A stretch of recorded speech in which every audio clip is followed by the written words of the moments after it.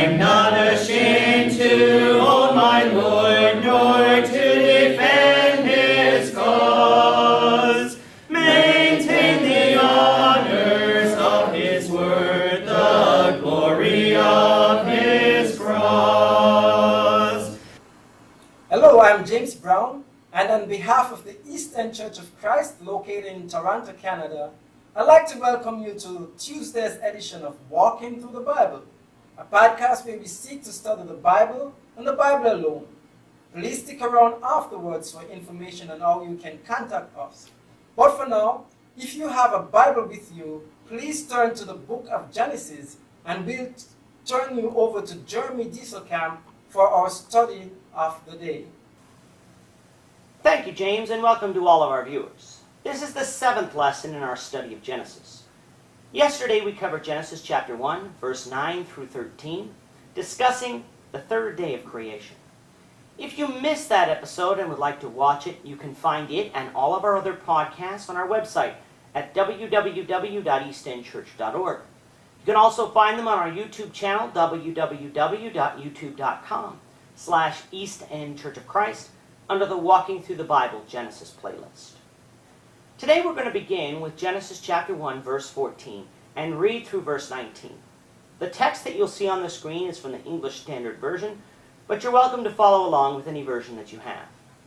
So let's now read Genesis 1, beginning at verse 14. And God said, "Let there be lights in the expanse of the heavens to separate the day from the night, and let them be for signs and for seasons and for days and for years, and let them be lights in the expanse of heaven to give light upon the earth." And it was so. And God made the two great lights, the greater light to rule the day, and the lesser light to rule the night. He made the stars also. And God set them in the expanse of the heavens to give light on the earth, to rule over the day and over the night, and to separate the light from the darkness. And God saw that it was good. And there was evening, and there was morning, the fourth day. So far we have seen the creation of the universe, the earth, and light on day 1.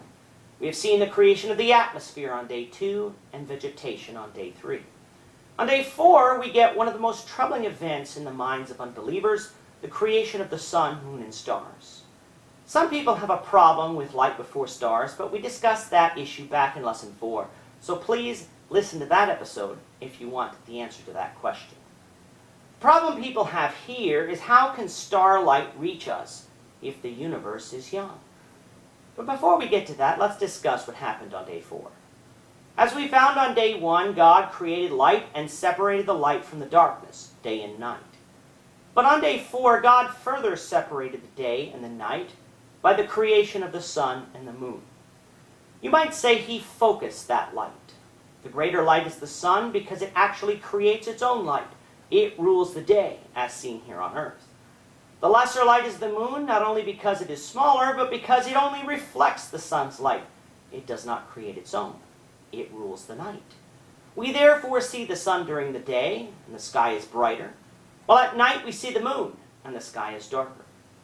But these two lights were created for another reason, for signs and seasons, days and years. How do we calculate a day? By how long it takes the earth to turn one time on its axis in relation to the sun. How do we calculate a year? By how long it takes us to travel one time around the sun. Seasons are calculated the same way, and the moon is used that way too. Both of these bodies are used exactly the way the Bible says. Then Genesis simply says he created the stars also. This is really where the difficulty lies. When we use our telescopes, we can see great wonders in the sky, such as galaxies and other stars, in more detail than the tiny dots of light that we can see with our own eyes. We can calculate the speed of light and the distances to these stars to great accuracy. So scientists claim it is not possible for this universe to be so young. Either God is deceiving us and the things we're seeing didn't really happen, or the universe is older. But there's a third possibility. The early universe didn't behave the same way we see today. When we make calculations, we assume that the things we're calculating have remained constant throughout all of time. But you have to remember, this is a week of creation involving God doing things in a supernatural way. I believe that the things that we see in the sky really happened. but God can send the light from these stars instantaneously. After all, He's God. He created the things in this universe so that we can enjoy the beauty and know that He exists. Psalms 19:1 says, "The heavens declare the glory of God, and the sky above proclaims His handiwork." We should be able to look up at the sky and stand in awe of what God has created for us. The problem of starlight is only a problem if you don't believe in God's existence.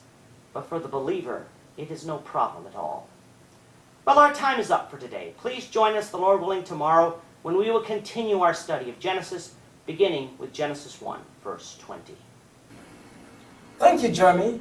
And to our viewers, we also thank you for watching. Don't forget to subscribe to our YouTube channel by clicking on the subscribe button below. Should you have any questions or comments, please leave a comment below or email us at answerintheword@gmail.com. We'll try to respond to you as quickly as we can. We hope you'll join us, the Lord willing, tomorrow when we'll be continuing our study of the book of Genesis. Goodbye for now and have a great day. I'm not ashamed to